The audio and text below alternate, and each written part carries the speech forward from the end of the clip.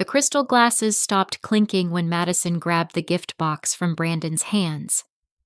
"Let me see what your mother got you," she said, her voice dripping with fake sweetness. My heart sank as she tore open the carefully wrapped package containing my late husband's restored pocket watch. "This," she laughed coldly. "Cheap junk." The watch hit my dining room floor with a metallic thud. 23 family members sat frozen while I smiled quietly, already knowing that tomorrow I would cancel every credit card, reclaim the BMW, and end her luxury lifestyle forever. My name is Dorothy, and at 67 years old, I thought I had seen enough of life to recognize trouble when it walked through my front door. But Madison had been different, or so I believed, for those first magical months after Brandon introduced her to me. 5 years had passed since my Frank died, leaving me not just heartbroken, but overwhelmed with the responsibility of his construction company. Cornerstone Builders had been Frank's pride, built from nothing into a $30 million enterprise. Most people in our small Connecticut town assumed I sold it after the funeral, but I kept it running, promoting Frank's trusted foreman to manage daily operations while I handled the finances from my home office. I never flaunted the wealth. Frank and I had lived simply in our 4-bedroom colonial home for 35 years, and I saw no reason to change. My son Brandon inherited his father's humble nature, becoming a high school history teacher, despite having a trust fund that could have let him live without working. He found purpose in shaping young minds, coaching basketball, and volunteering at the community center on weekends. Then Madison appeared. Brandon met her at a charity fundraiser where she worked as an event coordinator. 28 years old, with honey blonde hair, piercing green eyes, and a smile that could light up any room, she seemed like everything a mother could want for her son. During their first dinner at my house, she complimented my pot roast, asked about the family photos covering the walls, and even helped wash dishes without being asked. "She's wonderful," I told my daughter Sarah during our weekly phone call. Sarah, a neurosurgeon in Seattle, had been protective of her younger brother since childhood. "Just be careful, Mom," Sarah warned. "Brandon falls hard and fast." But I was already smitten with Madison's charm. When she mentioned struggling with student loans, I quietly paid off the $23,000 balance. When their engagement came after just 8 months of dating, I hosted an elegant party in my backyard and slipped the wedding planner a blank check, instructing her to give Madison whatever she dreamed of. The wedding cost $78,000. Madison wanted ice sculptures, a live band designer, flowers flown in from Hawaii, and a reception for 300 guests at the country club. Brandon seemed overwhelmed by the extravagance, but I squeezed his hand and whispered, "Your father would want you to have everything." Madison quit her job 2 months after the honeymoon, claiming the stress was affecting her health. "I need to focus on making a proper home for Brandon," she explained, though. Brandon seemed perfectly happy with their simple apartment. When she suggested they needed more space, I offered them my rental property on Maple Avenue, a lovely 3-bedroom house I had purchased as an investment. They could live there rent-free until they saved enough for their own place. The changes came gradually, like frost creeping across a window. Madison's wardrobe transformed from department store clothing to designer labels. Her practical Honda disappeared, replaced by a leased BMW that she claimed was necessary for maintaining appearances. She joined the country club, started getting weekly spa treatments, and hosted elaborate dinner parties with expensive catered food. "How are you affording all this?" Sarah asked during Thanksgiving when she noticed Madison's $3,000 handbag. "Oh, Brandon got a raise," Madison said smoothly, though I knew teacher salaries had been frozen for 2 years. The truth was simpler and more painful. Madison had discovered the credit cards I kept for emergencies, the ones I had added Brandon 2 years ago, in case something happened to me.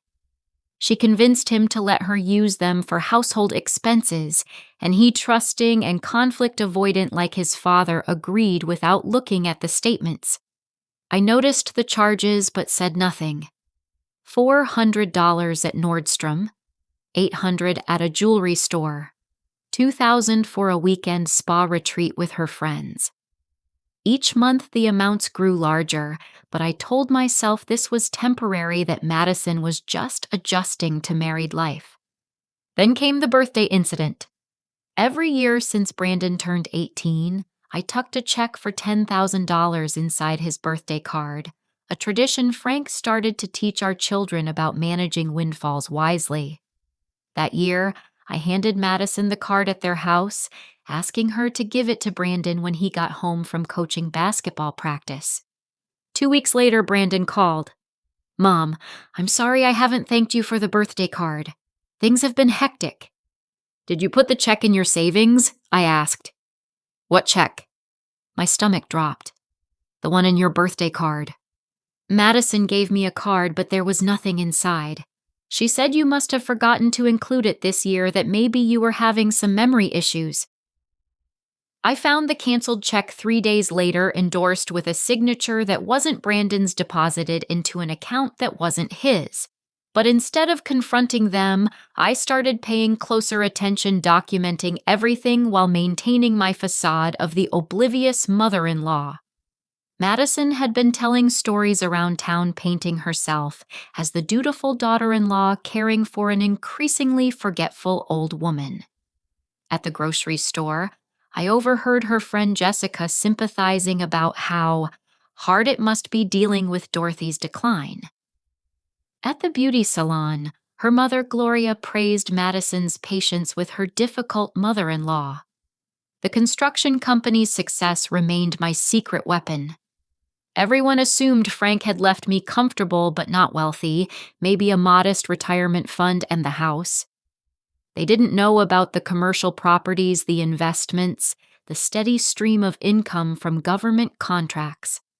I kept this information locked in a safe deposit box, sharing it only with my lawyer Margaret and my accountant. Brandon remained blissfully unaware of both his wife's deceptions and my true financial situation. He worked long hours, coached 3 sports, and spent weekends tutoring struggling students for free. When he came home exhausted, Madison would fuss over him, bringing him tea and rubbing his shoulders while filling his ears with subtle poison about my concerning behavior. "Your mom seemed confused at the store today," she would say. "She couldn't remember where she parked." Or, "I found her in the garden at midnight last week. She said she was looking for Frank." All lies, but Brandon's trusting nature and Madison's careful manipulation made him worry about me rather than question his wife. He started suggesting I consider downsizing or looking into communities with more support. Sarah saw through it during every visit, pulling me aside with increasing urgency. "Mom, she's gaslighting both of you. This is elder abuse in the making." "I know exactly what she's doing," I finally admitted, "but Brandon needs to see it for himself." "What if he doesn't? What if she succeeds in whatever scheme she's planning?" I patted my daughter's hand. "Your father always said the best trap is one where the prey catches itself. Madison's greed will be her downfall. I just need to wait for the right moment." That moment, as it turned out, would come at Christmas dinner with Madison's cruelty on full display and 23 witnesses to see her true colors. But first I had to endure Thanksgiving, where the seeds of her destruction would unknowingly be sown in my own pantry with her own poisonous words. Sarah arrived 3 days before Thanksgiving with her husband David and their twin boys, filling my house with the kind of joyful chaos I had missed. At 40 years old, Sarah commanded operating rooms with the same quiet authority she used to organize family dinners. While her boys played in the backyard, she helped me prepare Frank's famous cornbread stuffing. "You look tired, Mom," she observed, studying me with her surgeon's eye for detail. "Just busy with the holidays." I deflected, but Sarah knew me too well. Madison and Brandon arrived early Thursday morning. She swept in wearing a cashmere dress that probably cost more than Brandon's monthly salary, carrying a store-bought pie despite promising to bake one. "The oven broke," she explained with practiced sincerity. "I was up until 2 in the morning trying to fix it." Brandon looked confused. "The oven I used it yesterday to reheat pizza." "Different part of it, honey," Madison said quickly. "The temperature gauge. Very technical." Sarah caught my eye but said nothing. We both knew Madison had likely spent the previous evening at the country club's wine tasting event based on the Instagram photos her friend Jessica had posted. As I set the dining room table with my grandmother's china, Madison circled the room like a real estate appraiser. "This house really is quite large for one person, Dorothy. Have you thought about what we discussed? There are lovely communities with maintenance-free living." "I'm perfectly capable of maintaining my home," I replied evenly. "Of course you are. I'm just thinking about the future. These stairs must be difficult, and the property taxes alone on a place this size." She let the sentence hang, planting seeds in Brandon's mind. My sisters Ruth and Helen arrived with their families, filling the house with warmth. Ruth, 2 years older than me, had run a successful bakery before retiring. Helen, the baby at 63, still taught piano to half the children in town. They had watched Madison's transformation with growing concern. "She's got expensive taste for someone without a job," Helen whispered while we carved the turkey. "Those diamonds aren't cubic zirconia," Ruth added, noting Madison's new earrings.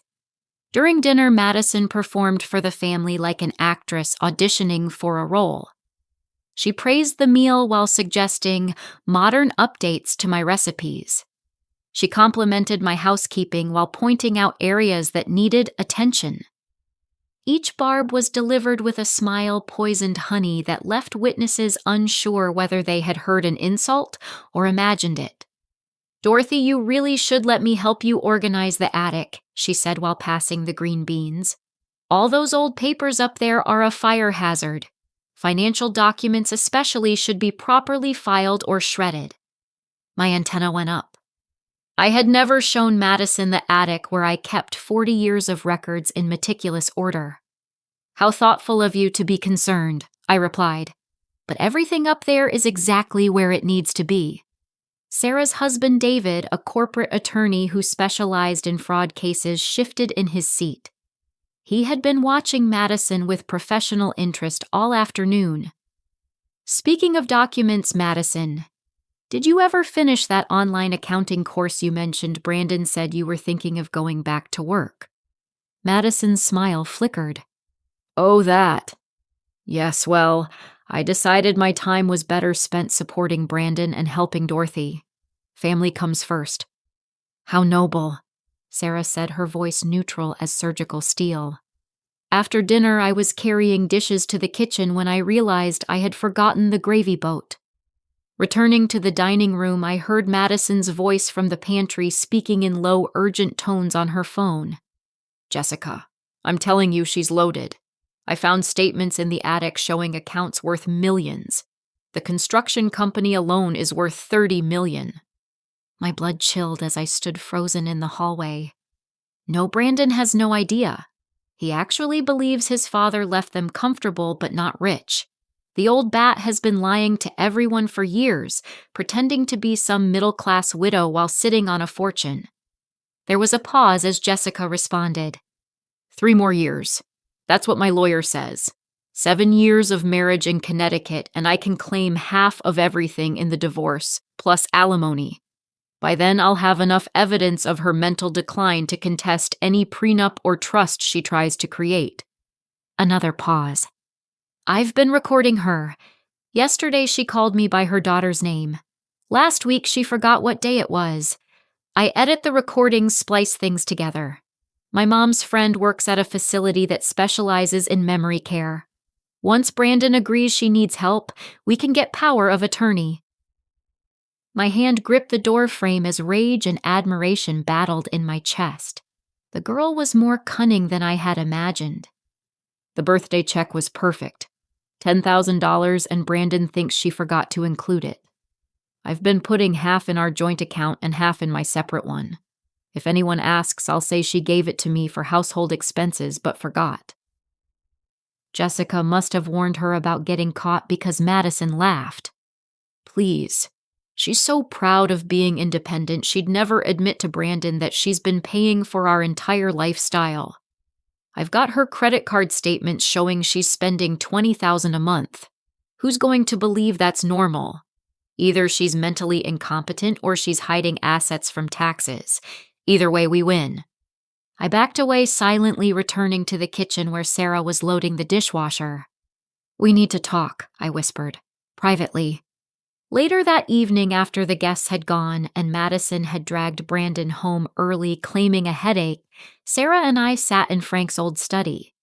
I told her everything I had overheard. Sarah's face went through several expressions before settling on cold fury. We're calling David's colleague who specializes in elder law tomorrow. This is conspiracy to commit fraud, identity theft, and elder abuse. Not yet, I said.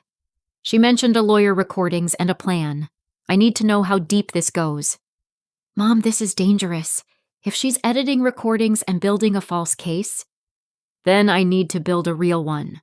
Your father always said that when someone shows you who they are, believe them.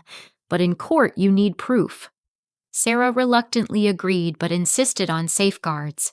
We would update my will and trust immediately install security cameras throughout the house under the guise of general upgrades, and she would start documenting everything from her end. What about Brandon? Sarah asked. He needs to know. He's not ready to hear it. You know how he is about confrontation, and Madison has been slowly poisoning his mind. If I tell him now he'll confront her, she'll deny it, and it becomes he said, she said.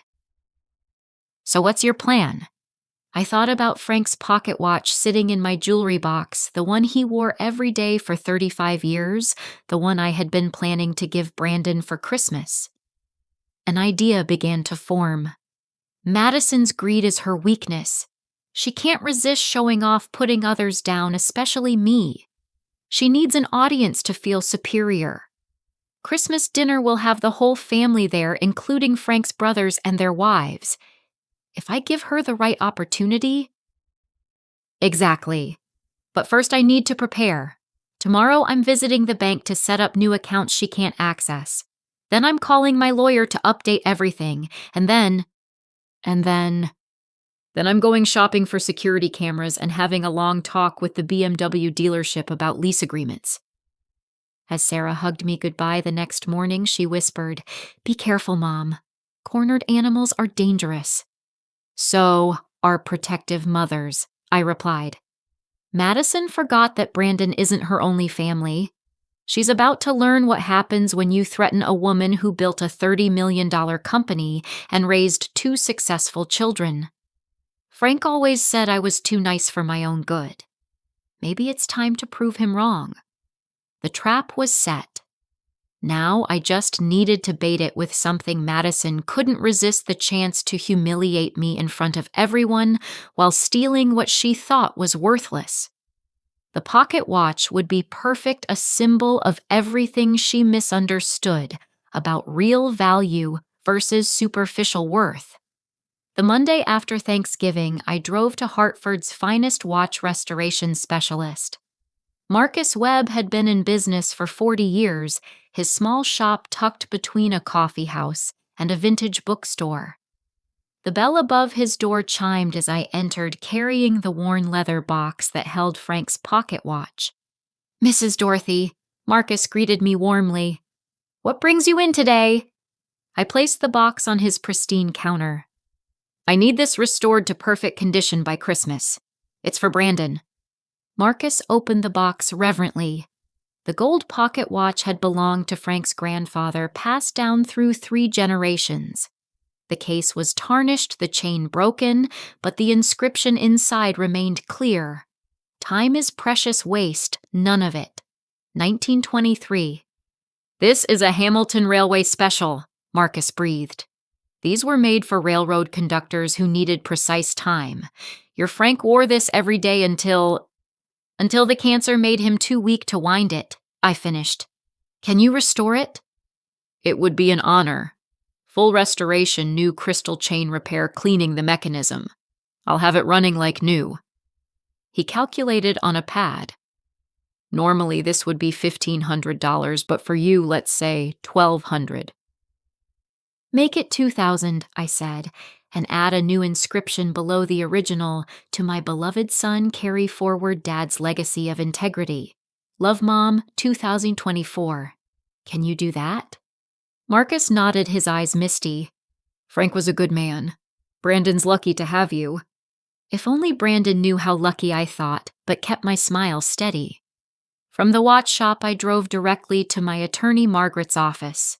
Margaret Chen had been Frank's lawyer first, then mine, and now counted as one of my dearest friends. Her assistant showed me in immediately. Dorothy, perfect timing. I was about to call you. Margaret's usually calm face showed concern. I received an inquiry from another law firm about your mental competency. Very subtle, very careful, but someone's fishing for information. Madison's been busy. I told her about the Thanksgiving conversation I'd overheard. Margaret's expression hardened. We need to move fast. First, I'm updating your trust to make Sarah co-trustee immediately. Second, we're creating a new document that explicitly states any claims of mental incompetence must be verified by 3 independent doctors of your choosing, not anyone Brandon or his wife selects. Can we make it ironclad? Tighter than Fort Knox. I'm also recommending we document your mental acuity now. I have a colleague who specializes in capacity evaluations. You'll take cognitive tests, have recorded interviews, the works. We'll create an undeniable record of your mental fitness. We spent 3 hours restructuring my estate. The construction company went into a trust that Sarah and I controlled jointly. The rental properties moved to a separate LLC. My liquid assets split between accounts at 3 different banks, none of which Madison had ever accessed. What about Brandon's trust fund? I asked. That's trickier. As beneficiary, he has certain rights.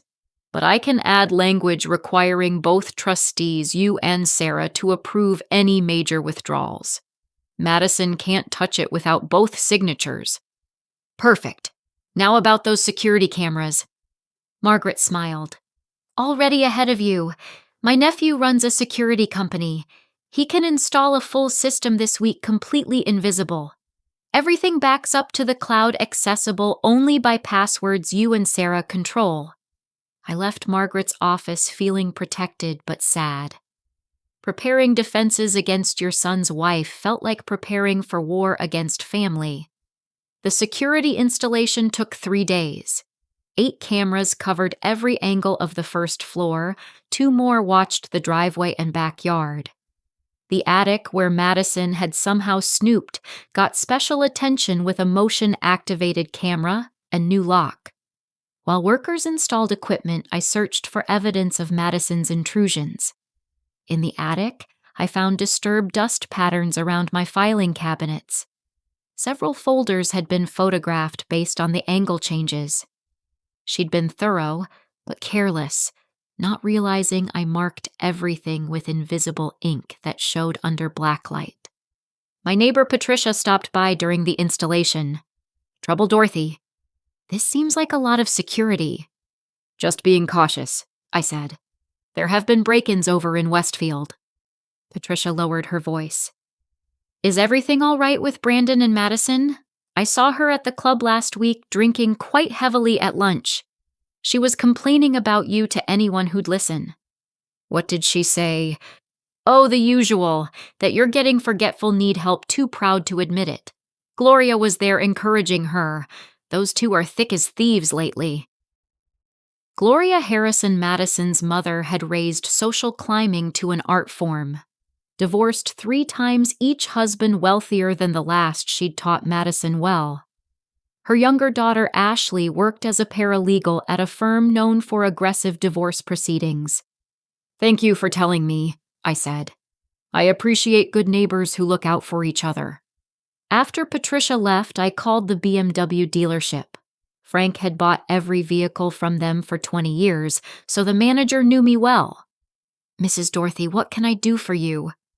"I need information about the BMW Madison drives. The lease is in my name, correct?" "Let me check. Yes, the 7 Series sedan. You're the primary on the lease, paid in full for 3 years upfront last January. Beautiful car." I need to understand my options for ending the lease early. "May I ask why?" "Let's just say the arrangement isn't working out as planned." "I understand. You can return the vehicle anytime with 30 days' notice.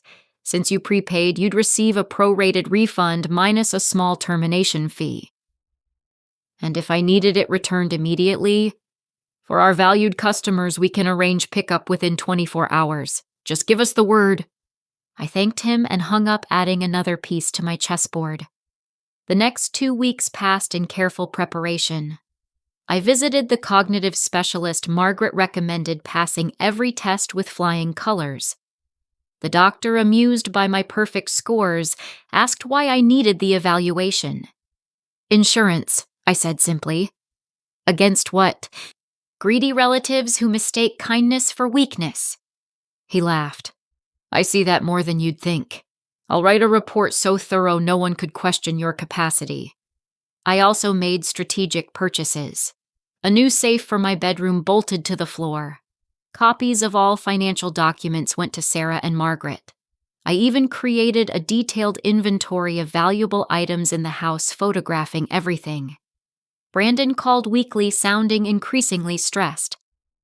"Mom, Madison thinks you should see a doctor. She says you've been acting strange." "Strange how?" "Forgetting things, being paranoid about security. She's worried about you." "I installed cameras because of break-ins in Westfield. As for forgetting things, can you give me an example?" He paused. "Well, she said you forgot her birthday last month." "Brandon Madison's birthday is in March. This is December." "Oh, she must have meant something else." These conversations broke my heart. My brilliant, kind son was being systematically gaslit by the woman he loved. But every attempt to open his eyes failed against Madison's constant manipulation. The weekend before Christmas, I retrieved Frank's restored pocket watch from Marcus. It gleamed like new, the inscription perfect, the mechanism keeping precise time. I wound it carefully, listening to the steady tick that had marked Frank's days. "This will either save my son or damn his wife," I told the watch. "Either way, the truth comes out Christmas Day." I wrapped it carefully in silver paper, adding a bow made from the same ribbon I'd used on Frank's gifts for 35 years. Inside, I placed a card explaining the watch's history, its journey through our family, and my hopes for Brandon's future. On Christmas Eve, I made one final preparation. I called each family member invited to dinner, confirming their attendance. Frank's brothers James and Robert would be there with their wives. Ruth and Helen promised to arrive early to help cook. Sarah and her family were driving down that morning. "Anything special you need?" Sarah asked during our final planning call. "Just be ready with your phone," I said. "If Madison performs as expected, we'll want evidence." "You really think she'll take the bait?" "A valuable antique that she thinks is worthless. A chance to humiliate me publicly. She won't be able to resist." Christmas morning dawned cold and clear. As I prepared the turkey and started my famous cranberry sauce, I thought about Frank. He would have hated this deception, preferring direct confrontation. But he also would have protected our son at any cost. The pocket watch waited in its silver paper under the tree, a ticking time bomb of truth. In less than 12 hours, Madison would reveal herself completely, and our family would never be the same. I set the dining room table with my best china, polished the silver, and arranged poinsettias as centerpieces. Everything needed to be perfect for Madison's downfall. She valued appearances above all else. It seemed fitting that her obsession with image would ultimately destroy her. As I worked, the security cameras silently recorded, building the evidence that would soon prove invaluable. The trap was set baited with gold and wrapped in silver paper. All that remained was for Madison to spring it herself. Christmas Day arrived with a light snowfall that turned our Connecticut neighborhood into a postcard. I woke at 5:30, starting the coffee and beginning preparations for dinner. 23 people would gather at my table, and everything had to be perfect not for appearances, but for the performance about to unfold. Ruth arrived first at 8 o'clock, bringing her famous apple pie and unwavering support. "You sure about this, Dorothy?" "She's stealing from me, poisoning my son against me, and planning to have me declared incompetent," I replied while basting the turkey. "It ends today." Helen came next with her husband Carl and enough homemade rolls for an army. My sisters worked beside me in comfortable silence, 40 years of shared holiday preparation, making words unnecessary. Sarah's family arrived at 10, the twins immediately racing upstairs to the playroom. David pulled me aside. "I've got my phone ready to record if needed. Sarah briefed me on everything. Hopefully it won't come to that," I said, though we both knew better. Frank's brothers arrived next. James, a retired police chief, had the same keen eyes as his brother. Robert, who'd run a successful accounting firm, understood numbers and the people who manipulated them.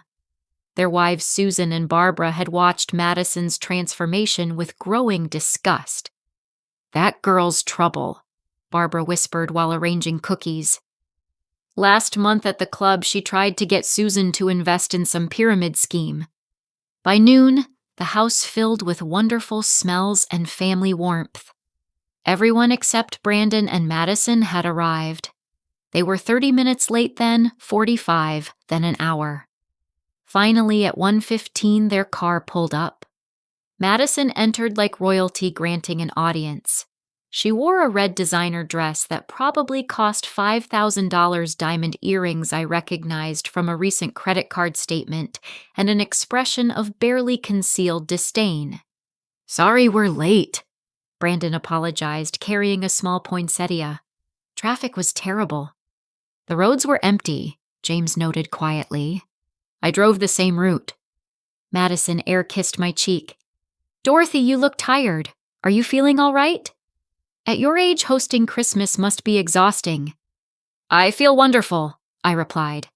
"Nothing gives me more energy than having family around." She surveyed the dining room with a critical eye. "Still using these old dishes, I saw beautiful modern sets at Bergdorf's. Maybe it's time to update things." Sarah appeared at my elbow.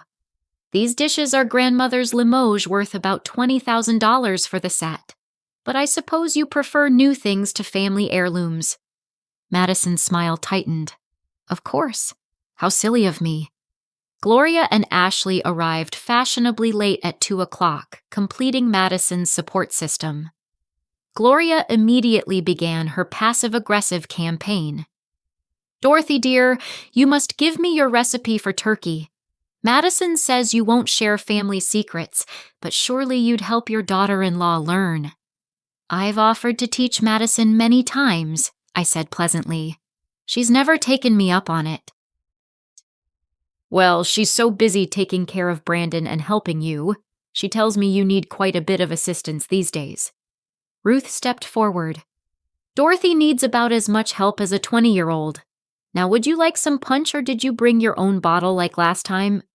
Gloria flushed, remembering the wine incident at my 4th of July party. Dinner proceeded with forced cheerfulness. Madison dominated conversation, telling stories about their recent ski trip to Aspen charged to my credit card, their plans to renovate the house, my house, and Brandon's need for a new car, despite his Honda running perfectly. "Speaking of cars," Ashley chimed in, "Madison, that BMW is gorgeous. You have such excellent taste." "Thank you," Madison preened. "I believe in investing in quality." "Interesting philosophy for someone without a job," Barbara observed. The room tensed. Brandon looked uncomfortable. "Madison contributes in other ways." "Of course she does," Madison interrupted. "I manage our household, oversee our investments, take care of Dorothy when she needs help." "What investments?" Robert asked innocently. Brandon, I didn't know you'd gotten into the market. We have some savings. Brandon looked confused. Oh, Brandon's too modest, Madison laughed. Between his teaching and our family resources, we're very comfortable. I watched my son's face as he tried to understand what family resources she meant. The confusion in his eyes hurt more than Madison's lies. Finally, gift exchange time arrived. The twins distributed presents with 7-year-old enthusiasm. Madison made a show of her generosity, giving expensive gifts to everyone, all purchased with my money, but presented as her thoughtfulness. When Brandon opened my gift to him, his face lit up. Mom, is this... Grandpa's pocket watch, I confirmed. I had it restored. Look inside. He read the inscription aloud, voice thick with emotion. Time is precious waste, none of it. Grandpa showed me this when I was little. And you added, to my beloved son, carry forward Dad's legacy of integrity. Mom, this is incredible. Let me see. Madison snatched the watch from his hands, examining it with predatory interest. She pulled out her phone, probably searching for its value online. Be careful, Brandon warned. It's an antique. Madison's face transformed as she found what she was looking for, or rather didn't find what she expected. This is your big gift. Her voice dripped contempt. A used watch. It's not used, it's an heirloom, Sarah interjected. Heirloom. Madison laughed harshly. It's cheap junk. Look, you can buy these online for $50. This isn't even real gold. Madison, Brandon's voice held warning. That's enough. But Madison was performing now, her audience captive. No, Brandon, someone needs to say this. Your mother gives you a piece of junk while sitting on millions. It's insulting. What millions? James asked quietly, his police chief instincts activated. Madison realized her mistake too late. I just mean, Dorothy could afford better than some pawnshop special. She held the watch carelessly, swinging it by its restored chain. This is exactly the problem with your family, Brandon. Holding on to worthless old things instead of embracing the future. Please give it back. Brandon reached for the watch. Why? Madison's eyes glittered with malice. So you can pretend it means something. She dangled it mockingly. This represents everything wrong with how you were raised. Sentimental nonsense instead of real value. Madison, that watch belonged to my grandfather, Robert said coldly. It's been in our family for 100 years. Then it's 100 years out of date. Madison's voice rose.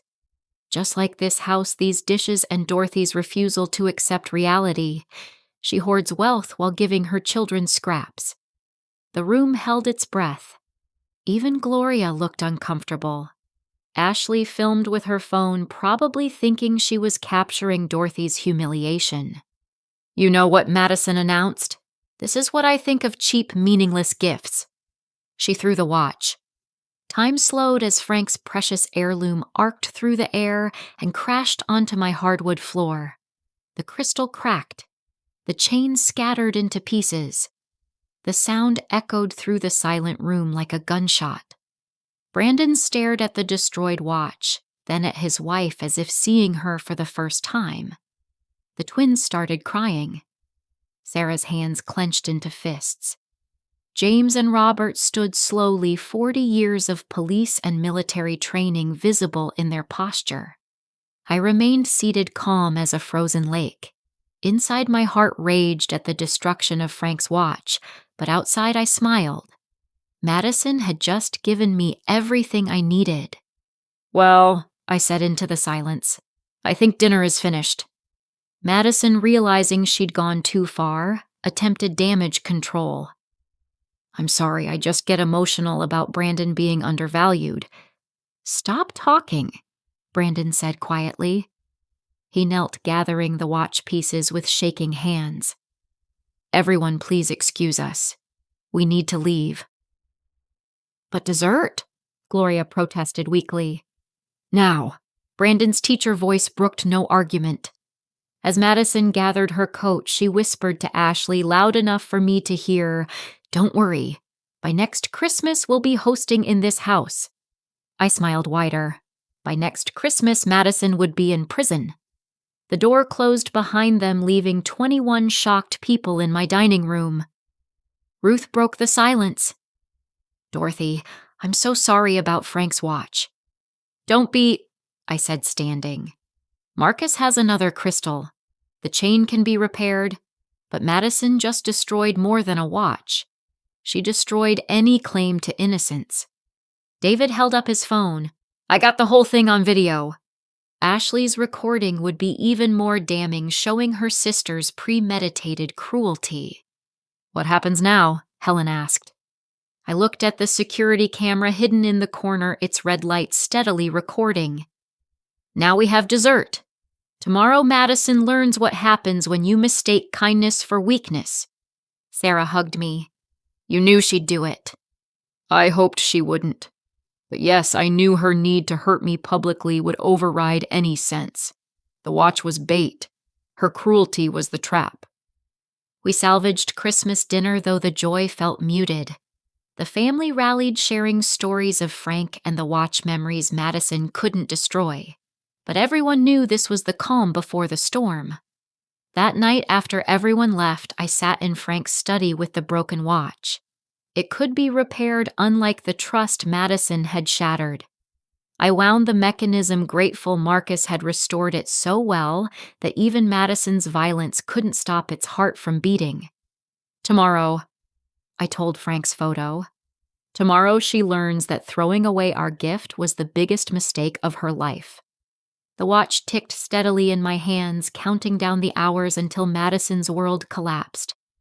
She wanted my house, my money, my life. Instead, she'd get exactly what she deserved, nothing but consequences. I woke at 4:30 on December 26th, not from anxiety, but from purpose. The house stood quiet, yesterday's chaos replaced by determined calm. I made coffee, opened my laptop, and began the systematic dismantling of Madison's life. First, the credit cards. I called each company, grateful for 24-hour service. American Express, Visa, MasterCard, 3 store cards, and a gas card, all in my name, with Madison as an authorized user. One by one, I reported suspicious activity and removed her authorization. "Can you tell me the last few charges?" I asked each representative. The totals staggered even me. $42,000 in December alone. Designer clothes, jewelry, spa treatments, restaurant bills at places where dinner cost $500 per person. All while telling people I was a burden. "I need all cards canceled immediately and new ones issued only to me," I instructed. "And please email me statements for the past year." By 6 o'clock, Madison's financial pipeline was severed, but I was just beginning. "Next, the BMW dealership." The manager himself answered. "Mrs. Dorothy, rather early for you." "Tom, remember our conversation about the lease? I need that car picked up today." "Today it's December 26th. "I'll pay whatever overtime costs necessary. The car is at 457 Maple Avenue. I need it gone by noon." "Consider it done. Where should we deliver your refund check?" "Hold it for pickup. I'll be there Monday." The house on Maple Avenue came next.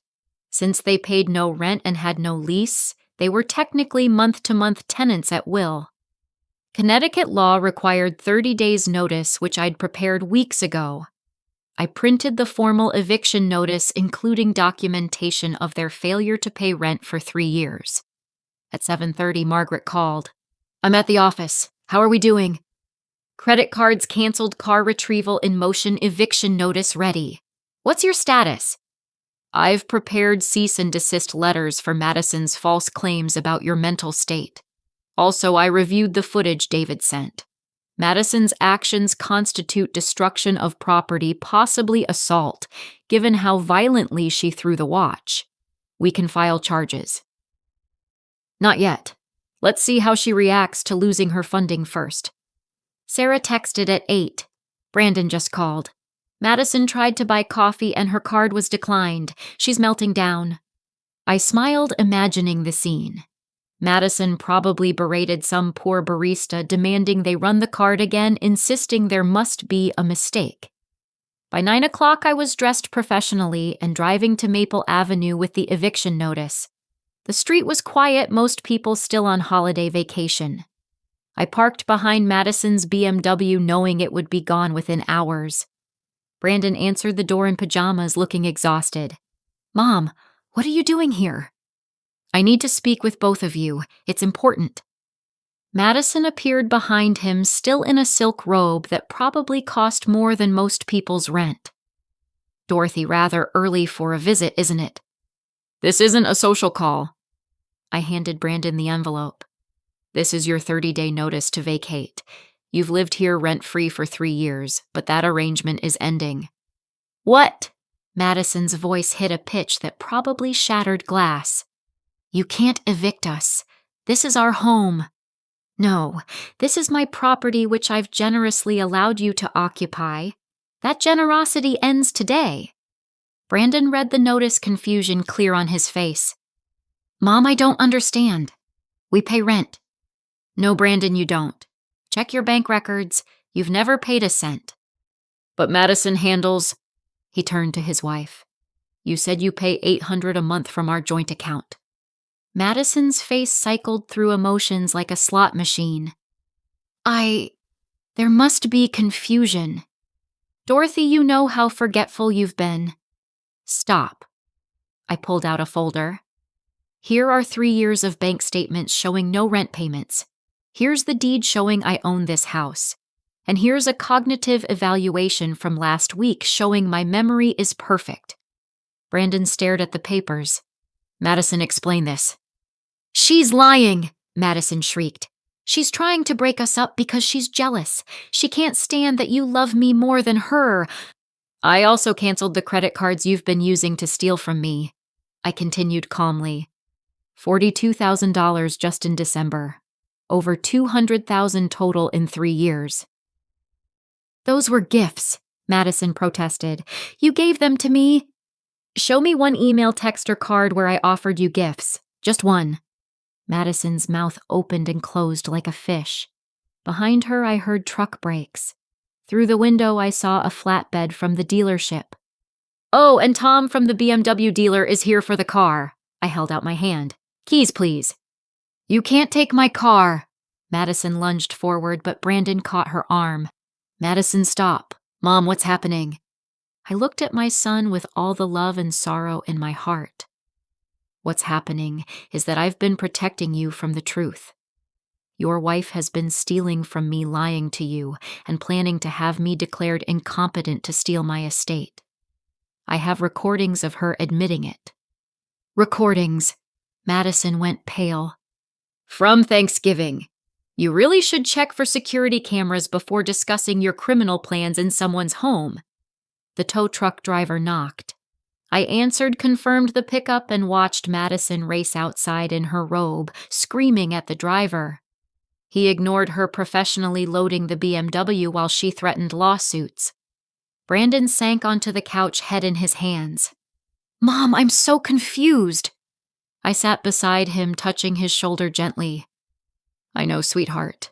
Madison's been drugging your evening tea with sleeping pills. It's why you've been so tired getting those headaches. Check her nightstand drawer. I bet you'll find the pills." He looked at me with Frank's eyes lost and hurt. "Why didn't you tell me sooner?" "Would you have believed me you love her? I needed you to see for yourself who she really is."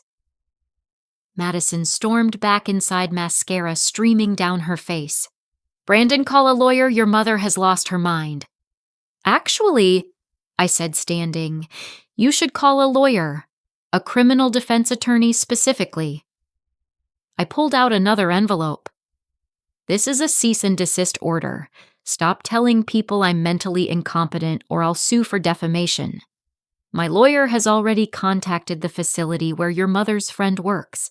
They're very interested in your false application for my commitment." "You can't prove anything," Madison hissed. Security footage from Thanksgiving shows you in my attic without permission. Banking records show you depositing checks stolen from birthday cards. Phone records will show your calls to divorce attorneys. And yesterday, 22 people watched you destroy an irreplaceable family heirloom out of pure spite. Brandon stood abruptly and walked to their bedroom. We heard drawers opening, items moving. He returned with a prescription bottle. Ambien, he read. Prescribed to Gloria Harrison. Mom, how long has she been drugging me? Based on when your headache started, about 8 months. The sound Brandon made wasn't quite a sob, wasn't quite a scream.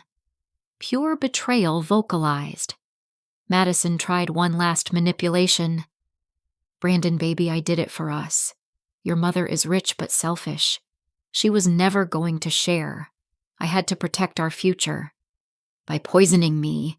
Brandon's teacher voice had vanished, replaced by something harder. By stealing, by trying to have my mother committed. You don't understand. Madison grabbed his arm. She has millions, 30 million from your father's company alone, and she let us live like paupers. We live in a free house, Brandon said slowly. Drive luxury cars, take expensive vacations. Exactly what part of that is living like paupers? A knock interrupted Madison's response. Gloria and Ashley stood on the porch having received Madison's panicked texts. What's happening? Gloria demanded, pushing past me. Madison, darling, are you all right? She's evicting us, Madison wailed. She took my car. She's destroying our lives. Ashley immediately started recording with her phone. Mrs. Dorothy, this is elder abuse. Madison is Brandon's wife. You can't just throw them out.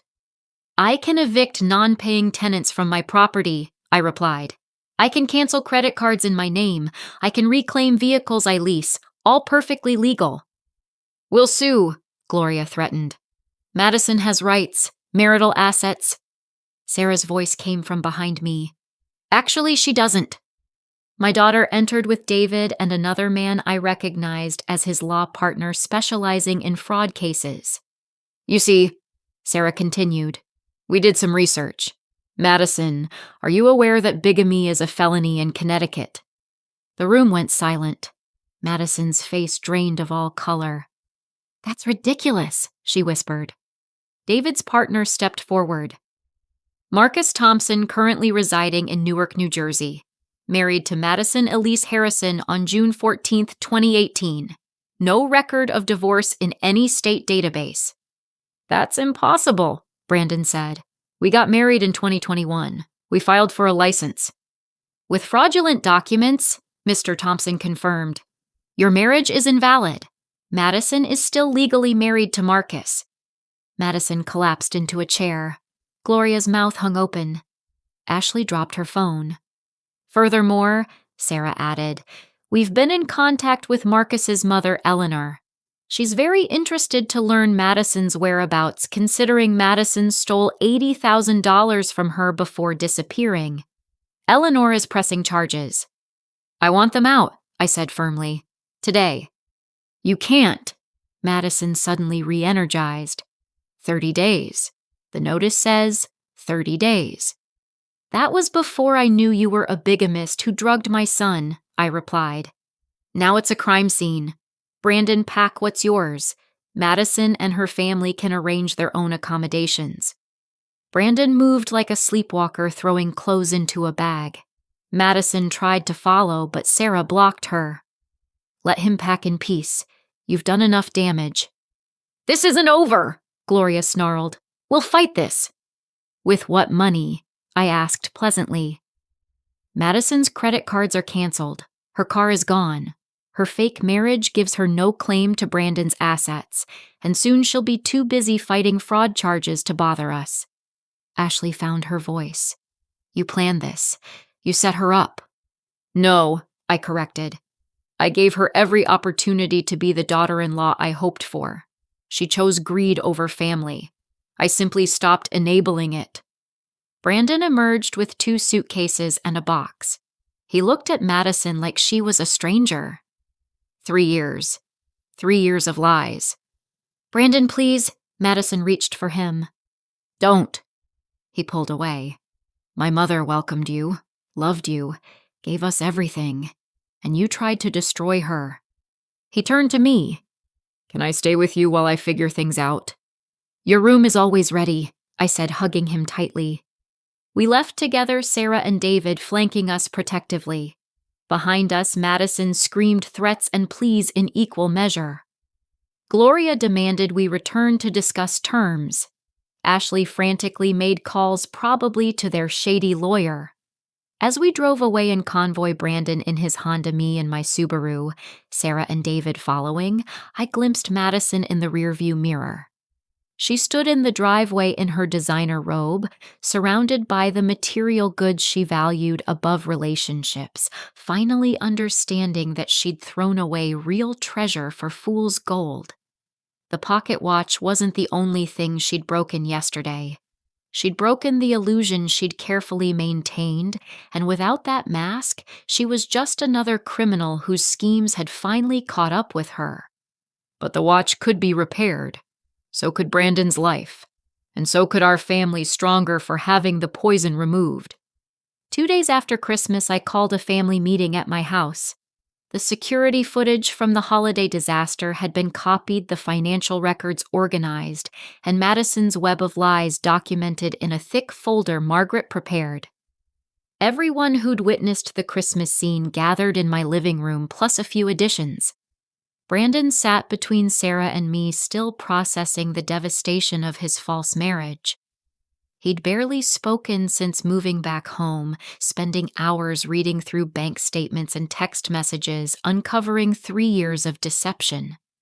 "Before we begin," I said, "I want everyone to understand that what you're about to learn is worse than simple theft or fraud. Madison and her family orchestrated a complex criminal conspiracy that could have destroyed our entire family." Margaret stood near the fireplace with Detective Patricia Bowman from the Elder Abuse Division and Mr. Thompson, David's law partner. The presence of law enforcement made this real in a way that family drama couldn't. "Mrs. Dorothy asked me to present our findings," Margaret began. "First, the financial crimes." She clicked a remote, and my TV displayed a spreadsheet. Over 3 years, Madison stole approximately $785,000 through various means: credit card fraud, check theft, false representations to luxury retailers, and identity theft when she applied for additional cards in Dorothy's name without authorization. Gasps echoed through the room. Ruth grabbed my hand. James whistled low. "How did we miss this?" Robert asked, his accountant's mind reeling. "Madison was clever," Detective Bowman explained. "She kept individual transactions below federal reporting limits, spread purchases across multiple cards, and maintained enough legitimate activity to avoid red flags. If Mrs. Dorothy hadn't been monitoring and documenting everything, it might have continued indefinitely." Brandon's voice came out strangled. 700,000! "That's just what we can prove," Margaret said gently.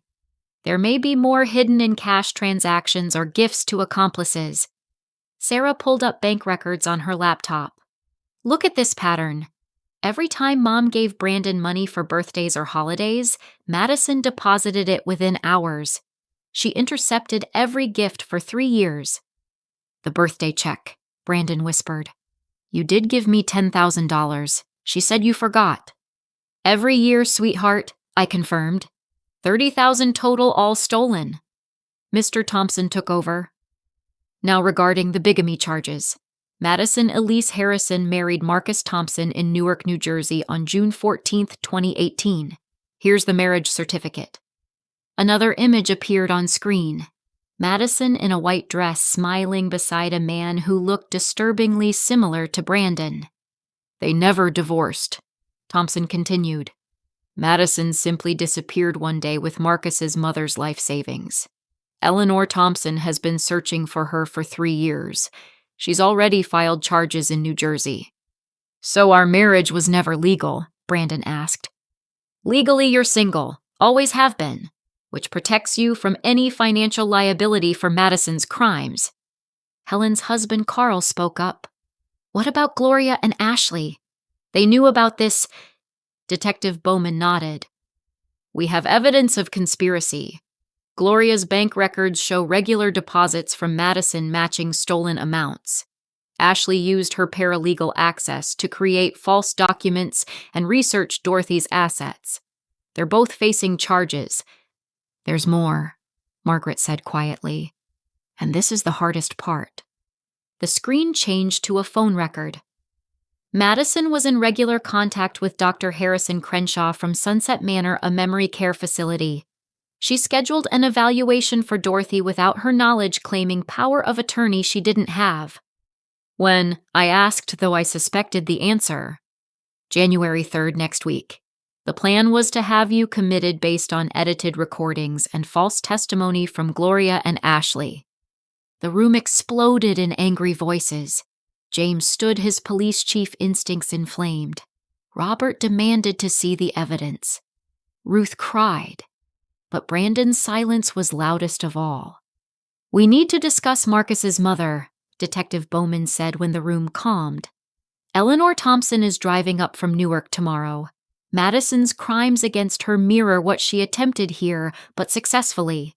Eleanor lost her retirement savings, her home, and nearly her sanity fighting false competency claims. She killed her, Brandon said suddenly. Madison killed someone, didn't she? The detective hesitated. We can't prove murder. Marcus's grandmother died shortly after changing her will to benefit Madison. The death was ruled natural causes, but the timing... Oh, God. Brandon rushed to the bathroom. We heard him being sick. Sarah followed him while Margaret continued the presentation. Tax fraud, insurance fraud, prescription fraud, for the sleeping pills, even small claims court fraud, where Madison sued a jewelry store for a ring she'd actually sold. The good news, Margaret said finally, is that Dorothy's meticulous documentation makes prosecution straightforward. The bad news is Madison knows it. What does that mean? Barbara asked. It means she's desperate, Detective Bowman answered. We've had her under surveillance since yesterday. She's been trying to empty accounts, pawn jewelry, even sell Brandon's car. Her family's assets are frozen, but she might have hidden cash. As if summoned, my doorbell rang. The security monitor showed Madison on my porch, but she looked nothing like the polished woman from Christmas. Her hair hung limp, makeup smeared, wearing the same clothes from 2 days ago. Let me handle this, Detective Bowman said, but I stood. No, she came to my home. She'll face me. I opened the door with the detective beside me. Madison's eyes were wild. Dorothy, please. I know you're angry, but we can work this out. I'm sorry about the watch. I'll pay for it. I'll pay back everything. Just don't do this. You're apologizing for the wrong things, I said calmly. You drugged my son. You tried to have me committed. You stole from multiple elderly women. The watch was just property. What you did to people is unforgivable. I was desperate. You have so much and you hoarded it. Brandon deserved better. Brandon deserved honesty, love, a real partner. Instead, he got a criminal who saw him as a means to an end. Madison's mask finally slipped completely. The sweet daughter-in-law vanished, replaced by something ugly and cornered. You sanctimonious bitch. You think you're so clever I know things. I know about the construction company's off-book deals. Frank wasn't the saint you pretend. My husband ran an honest business for 35 years. Every contract legitimate, every tax paid. You know nothing. I have documents, she screamed. Papers from your attic showing bribes to city officials. I'll expose everything. Margaret stepped forward. You mean the fake documents Dorothy planted 6 months ago when she suspected you were snooping? The ones with traceable watermarks and impossible dates? Please do share those with authorities. Madison's face crumbled as she realized even her blackmail was worthless. Brandon! She screamed past me. Brandon, please, I love you. Brandon appeared, Sarah supporting him. He looked at Madison like she was roadkill. You don't know what love is. You don't even know what truth is. 3 years, Madison sobbed. 3 years I gave you everything. You gave me lies, manipulation, drugs in my tea. You took everything, including my ability to trust. Detective Bowman stepped forward. Madison Harrison, you're under arrest for elder abuse fraud, identity theft, and prescription drug theft. You have the right to remain silent. As the detective cuffed Madison, Gloria's Lexus screeched into my driveway. She and Ashley jumped out, Gloria wielding her phone like a weapon. This is being live-streamed, Gloria shouted. Police brutality, elder abuse. My daughter is being framed. Good, Detective Bowman said mildly. Now it's documented that you're interfering with an arrest. Turn around, both of you. You're under arrest for conspiracy to commit fraud. The next few minutes were chaos. Gloria screamed about lawsuits while being cuffed. Ashley tried to run but tripped in her heels, falling face first into my garden. Madison alternated between cursing me and begging Brandon. Neighbors gathered on the sidewalk phones, recording everything. Patricia from next door called out, "Dorothy, are you all right?" "Better than I've been in 3 years," I called back. "Just taking out the trash." As police cars pulled away with Madison and her family, Brandon collapsed on my porch steps. The adrenaline that had carried him through the confrontation evaporated, leaving only devastation. "How did I not see it?" he asked. "How was I so blind?" Sarah sat beside him. "She was a professional con artist, Brandon. This is what she does. Look at Marcus at his grandmother. You're not her first victim." "But I'm the stupidest. Mom tried to tell me things weren't right. You warned me at the wedding. Everyone saw it but me." "Love makes us vulnerable," I said, sitting on his other side. "Your father fell for a pyramid scheme once because the salesman reminded him of his dead brother. Even the smartest people have blind spots." We sat together as the sun set, processing the death of Brandon's marriage that never was. Inside, family members called lawyers, doctors, and financial advisors, building a network to help us all heal from Madison's poison. "What happens now?" Brandon asked. "Now you heal," I said. "You get therapy to process the trauma. You get medical tests to make sure the drugs didn't cause lasting damage. You rebuild your life on truth instead of lies." "And Madison?" Margaret answered from the doorway. "With the evidence, we have 25 to life, depending on how many states file charges. Gloria and Ashley face 5 to 10 years each. Their assets will be seized for restitution." "Will I get any money back?" Brandon asked. "Every penny we can trace," Margaret promised. "Dorothy kept such good records, we can prove every theft. You'll be made whole financially, at least." Brandon laughed bitterly. "Money. She destroyed everything for money she could have earned honestly in the time she spent scheming. Some people see others only as resources to exploit," Robert said. "Madison is incapable of real relationships because she can't see past dollar signs." Eleanor Thompson arrived the next day, a dignified woman in her 70s who'd lost everything to the woman who pretended to love her son. We spent hours comparing stories, finding identical patterns. The false concern, the gradual isolation, the medical manipulation, the financial theft. "She killed my mother-in-law," Eleanor said with certainty. "Mama was healthy as a horse until Madison started bringing her special tea. 2 months later, heart failure." "We'll make sure justice is done," I promised, "for all of us." The investigation expanded daily. More victims emerged, elderly women Madison had worked for as a caregiver or event planner, all missing money or jewelry. Her first husband, Marcus, testified about her patterns. His relief at divorce tempered by guilt over his mother's losses. Brandon threw himself into healing with the same dedication he brought to teaching. Therapy 3 times a week. Medical checkups, support groups for victims of intimate partner abuse.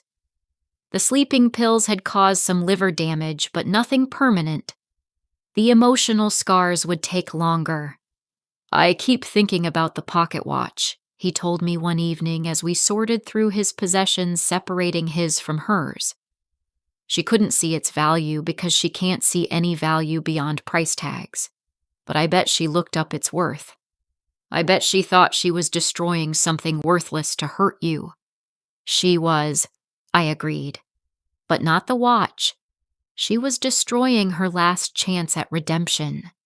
If she'd shown even a moment of genuine appreciation for the thought behind the gift, I might have helped her. Instead, she showed everyone exactly who she is." We found the watch receipt in Madison's jewelry box, crumpled and stained with coffee. She'd searched for its value online, finding similar watches for $50, not realizing a genuine Hamilton Railway special in working condition was worth thousands to collectors. But more importantly, she'd missed its true value, the love of 4 generations of men who'd carried it and the mother who'd restored it for her son. Brandon had Marcus restore the watch again, wearing it now as a reminder, not of Madison's cruelty, but of his own resilience. Time might be precious, but it could also heal.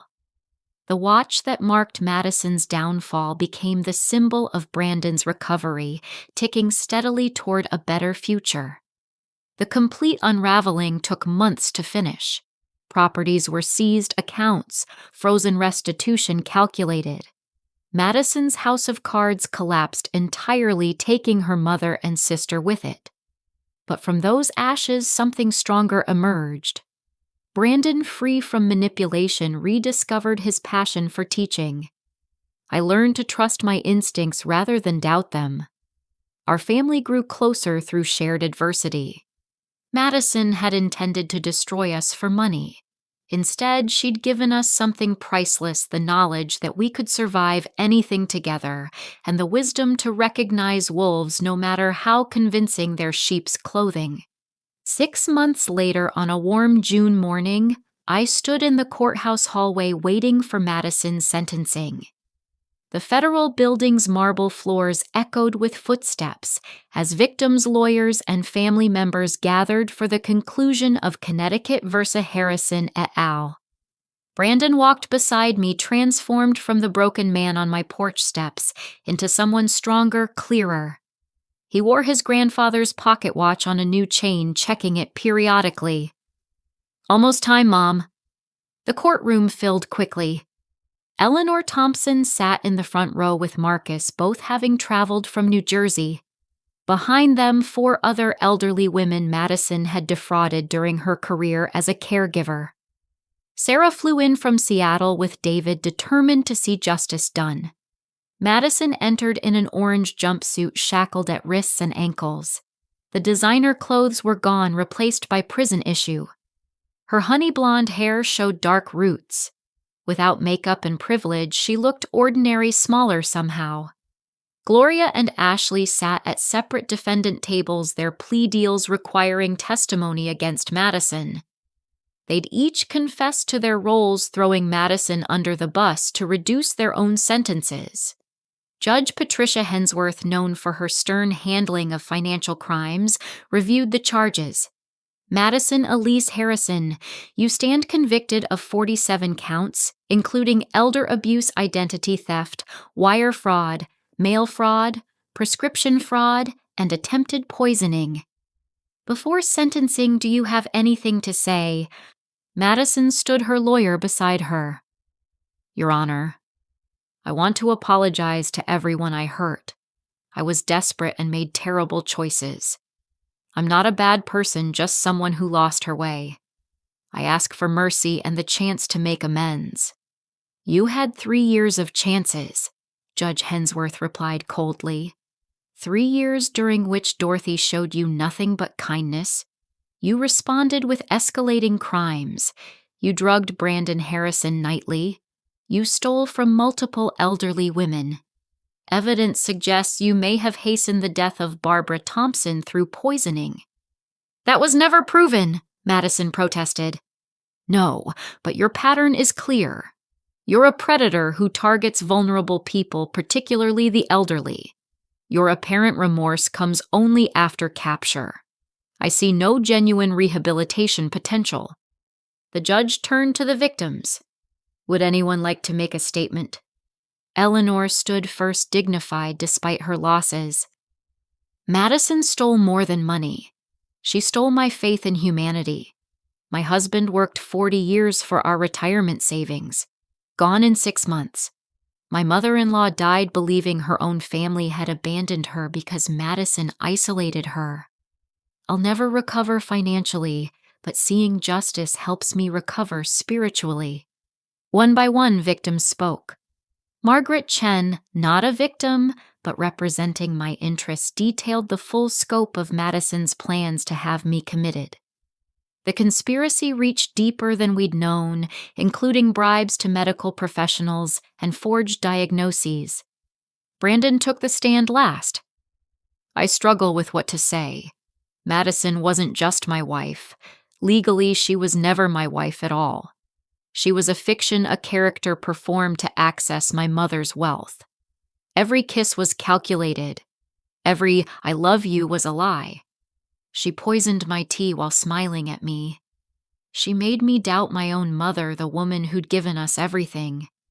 I'm grateful the marriage wasn't real because it means I'm truly free of her. But I'll spend years in therapy undoing the damage she caused." When victims finished, Judge Hensworth delivered her verdict. "Madison Harrison, you represent the worst kind of criminal, intelligent, manipulative, and completely without conscience. You weaponized love, trust, and family bonds for profit. Therefore, I sentence you to 35 years in federal prison without possibility of parole. Additionally, you'll pay full restitution to all victims totaling $3.4 million. Madison collapsed, screaming, 35 years, I'll be over 60 when I get out. This is cruel." "You're 28, the judge observed. "You'll be 63 upon release, assuming good behavior. Still younger than most of your victims are now. Court is adjourned." As bailiffs dragged Madison away, she locked eyes with me one last time. The mask was completely gone now, revealing pure hatred. "This is your fault," she screamed. "You ruined my life." "No," I said quietly, though she probably couldn't hear. "You ruined your own life the moment you chose greed over love." Gloria received 8 years, Ashley 5. Both cried through their sentencing, but neither apologized. The apple, as they say, doesn't fall far from the tree. Outside the courthouse, our group gathered in sunshine that felt like freedom. Eleanor hugged me tightly. "Thank you for stopping her. Without your evidence, she'd still be hunting." "We stopped each other," I corrected. "Your testimony about Barbara helped establish her pattern." Marcus shook Brandon's hand. "I'm sorry you went through this too. Madison's very good at making you feel crazy for questioning her. Took me years of therapy to realize I wasn't wrong to doubt." "Are you dating again?" Brandon asked. Marcus smiled. "Engaged, actually. To a wonderful woman who keeps her own bank accounts and doesn't mind that I verify everything twice. Madison taught me to trust, but verify. We parted ways with promises to keep in touch, a strange family bonded by shared trauma." Brandon and I drove home in comfortable silence, both processing the end of this chapter. That evening, my family gathered for a celebration dinner, not of Madison's sentence, but of our survival. Ruth made her apple pie, Helen brought homemade rolls. Sarah and David announced they were expecting their third child, a daughter they'd name Frances after Frank. "To new beginnings," James toasted, raising his wine glass. "To truth prevailing," Robert added. "To family," I said simply. Brandon smiled, the first genuine smile I'd seen in months. "To Mom, who saved us all by refusing to be anyone's victim." 6 months later, Brandon met Emma at a teaching conference. She taught special education at a school 2 towns over, had her own car, a sensible Toyota, and insisted on splitting dinner checks. When she learned about Madison, she didn't run. Instead, she asked thoughtful questions and shared her own story of escaping an abusive relationship. "I like her," I told Sarah during our weekly call. "She's genuine, kind, has her own life and goals." But Sarah sensed my hesitation. "But Brandon's scared. He questions everything, checks her stories, verifies her background. Madison broke his ability to trust naturally." "That's not necessarily bad, Mom. Trust should be earned, not given blindly." Emma proved patient with Brandon's healing process. She provided pay stubs without being asked, introduced him to her entire family, and never rushed physical or emotional intimacy. When Brandon explained he needed therapy before considering marriage, she offered to attend sessions together. "I'm falling in love with her," Brandon confessed one evening as we wrapped Christmas presents. "And it terrifies me." "Because of Madison?" "Because I was so wrong before. How can I trust my judgment?" I set down the ribbon. "You couldn't see Madison's truth because she was a professional liar. Emma isn't hiding anything. She's exactly who she appears to be. The difference is night and day." "How can you be sure?" "Because Emma makes you calmer, not more anxious. Because she encourages your relationships with family instead of undermining them. Because she has her own friend's job and interests beyond you. Madison isolated you. Emma integrates with your life." On Christmas Eve, 1 year after Madison threw the pocket watch, our family gathered again. The same china, the same recipes, but the atmosphere was lighter. Brandon wore his grandfather's watch, now fully restored, with a new crystal and chain. Emma joined us, fitting seamlessly into our chaos. She helped cook, played with Sarah's boys, and discussed investment strategies with Robert. No performance, just authentic engagement. When gift time came, Brandon handed me a wrapped box. Inside was a beautiful silver frame holding a photo from my wedding to Frank, both of us young and hopeful. "I found this in the attic," Brandon explained. "You and Dad at the beginning of your story. I wanted to thank you for showing me what real love looks like. Patient, protective, honest. Not flashy or dramatic. Just true." Emma gave me a cookbook of family recipes, asking if I'd teach her Frank's famous cornbread stuffing. "Brandon talks about your cooking constantly. I'd love to learn if you're willing to share." "Family recipes are meant to be passed down," I said, hugging her. "Welcome to the family, Emma." Gloria and Ashley served their sentences quietly, all assets liquidated for restitution. Madison appealed repeatedly, each attempt failing. Prison reports suggested she'd tried running con games on other inmates, earning her solitary confinement. Eleanor and I corresponded regularly, sharing updates on recovery. She moved in with Marcus and his fiancée, finding peace in grandchildren and garden clubs. The money was gone, but the fear was too. Madison had no power over any of us anymore. Brandon proposed to Emma 2 years later, presenting a simple solitaire he'd saved for rather than financed. The wedding was small, intimate, held in my backyard with only close family. Emma wore her grandmother's dress altered to fit. Brandon cried when she walked down the aisle, but they were healing tears. "Do you take this woman?" the minister asked. "I do," Brandon answered clearly, with full knowledge and honest heart. At the reception, Emma pulled me aside. "Thank you for protecting him, for being strong enough to expose Madison. He wouldn't have survived much longer." "He's stronger than you know," I replied. "Madison tried to break him, but she only revealed his resilience." The pocket watch became a family joke and treasure. Brandon wore it, teaching, showing students how mechanisms work, using it for physics lessons. "My grandfather carried this watch for 40 years, he'd tell them. "It's been thrown broken and repaired. Like people, watches can be fixed if the heart still beats." 3 years after Madison's sentencing, I received a letter from prison. She'd written in pencil on lined paper, her once perfect handwriting now cramped. "Dorothy, I know you hate me. You won. I lost everything, but I want you to know something. I could have been different if someone had shown me love without conditions. You gave Brandon everything.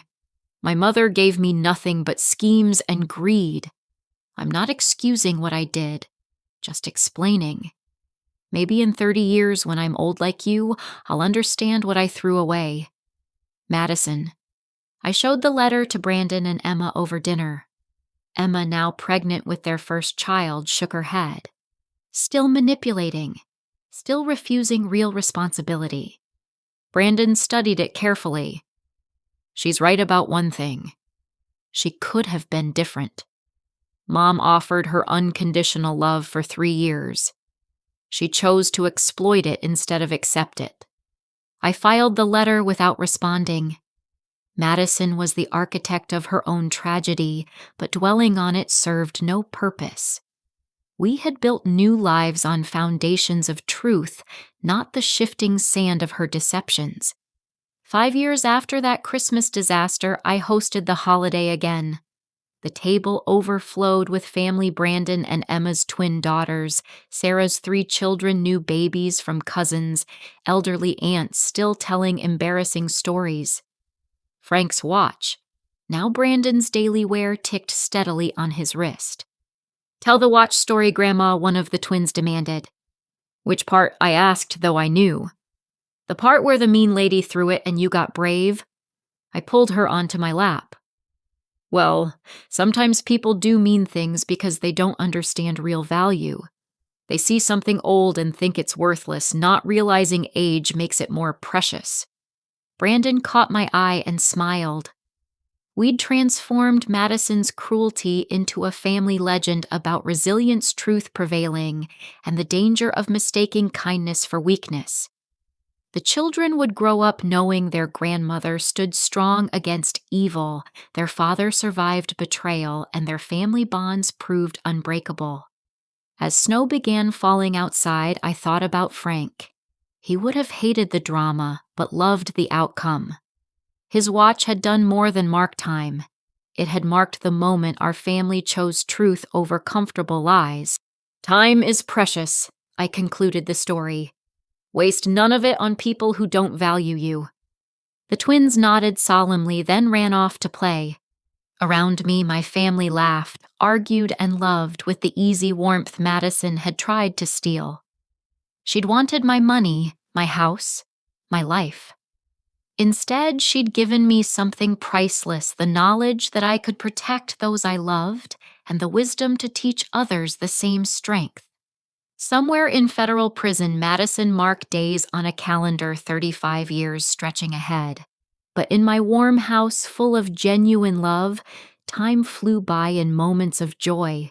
She'd taught us all in the end, taught us to verify trust, document truth, and never apologize for protecting family from predators, no matter how beautiful their masks. The pocket watch ticked on, marking not just time, but triumph. Every second a choice to build rather than destroy to love, rather than use to face life with integrity instead of deception. Madison threw away everything for money. We kept everything that actually mattered. And that made all the difference. Dear friends, if you've stayed with me through this journey, you know how close I came to losing everything to a master manipulator. But I'm curious. Have you ever dealt with someone who mistook your kindness for weakness? How did you handle it when someone you trusted showed their true colors? Please share your experiences in the comments below. Your story might help another grandmother, mother, or family member recognize the warning signs I almost missed. If this story resonated with you, please hit that like button and subscribe to hear more. Share this with anyone who needs to remember that standing up for yourself isn't cruel, it's necessary. Sometimes the kindest thing we can do is show people the consequences of their actions. Thank you for letting me share my truth with you. Remember, you're never too old to fight back, never too kind to demand respect, and never too trusting to verify. Trust, but document everything. Until next time, stay strong, stay wise, and never let anyone convince you that your kindness is weakness. It's your superpower, use it wisely. With love and gratitude, Dorothy.